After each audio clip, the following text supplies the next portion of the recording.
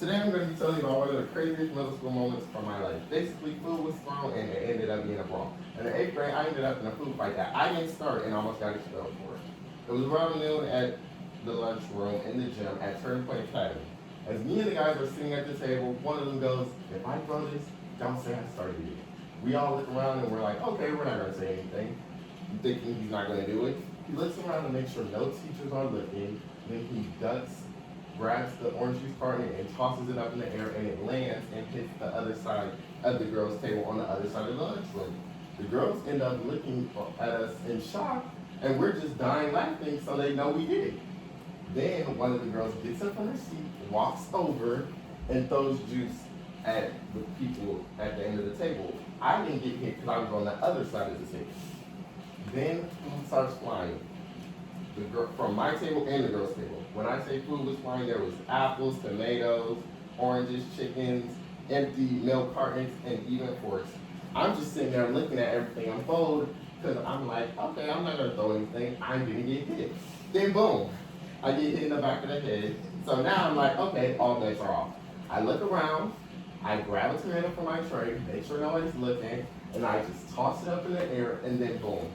I hit one of the most angriest girls sitting at the table in the face. Mind you, this girl is 5'3", she's a little buff, and she's my teacher's granddaughter. She storms over to our table. "I'm gonna F y'all up, I'm gonna F y'all up, pull through it. We all jump up, run back, and I run to her and I'm like, calm down.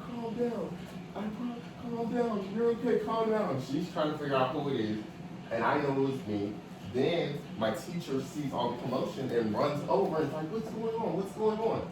She didn't tell my teacher, she got me in the face with a tomato, and now my teacher sends everybody from my table and the girls' table to the principal's office. So now we're all walking to the principal's office. I'm sitting there scared. I knew I was the one who hit her. I'm going like, I don't know what's about to happen. So as we're standing in the principal's office, the hallway, I hear, "Matthew Ray, come into the principal's office right now." As I'm walking into the principal's office, I'm just thinking of the words, I know I'm going to get suspended. The first question she asked is, "Did you throw the food?" And I answered yes. I told her because I got hit in the back of the head and I threw something back. I didn't start it.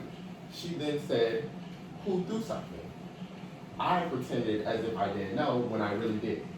Then she's like, "Okay, well, either you can get expelled and take all the blame, or you can tell and say who threw it. Who else threw something?" And I'm just standing there like, acting dumb, like I didn't know what was going on. So then I'm just still standing there, not saying a word. And then she's like, "Okay." Then out of nowhere, the assistant principal pulls up the camera footage from the lunchroom and sees every single person who threw something. So now she's just calling out names. Calling this name, calling that name, calling this name, calling that name. They're all coming in, "I didn't do anything. They threw something first. I threw something back. I got hit. Basically the same sob story I did. So now we're all just sitting in there crying, sad because we got in trouble. Then she's like, "Okay, well, you're all getting a week of suspension." We're all in shock, like, what in the world? How did this even happen? This wasn't even our fault. And the person who threw something first didn't even get in trouble. Wow. So then it was all our first time getting suspended, and we're just like, wow, never again. So then I had to call home and tell my mom that I had been suspended. And I called and told her, and she said, "Okay, well, since you didn't start it, I can't be as mad as you." And I was like, okay, good. Then I did apologize to the girl because I was cool with her, and we laughed about it afterwards and went about my day. It was definitely an eye-opening experience in my life.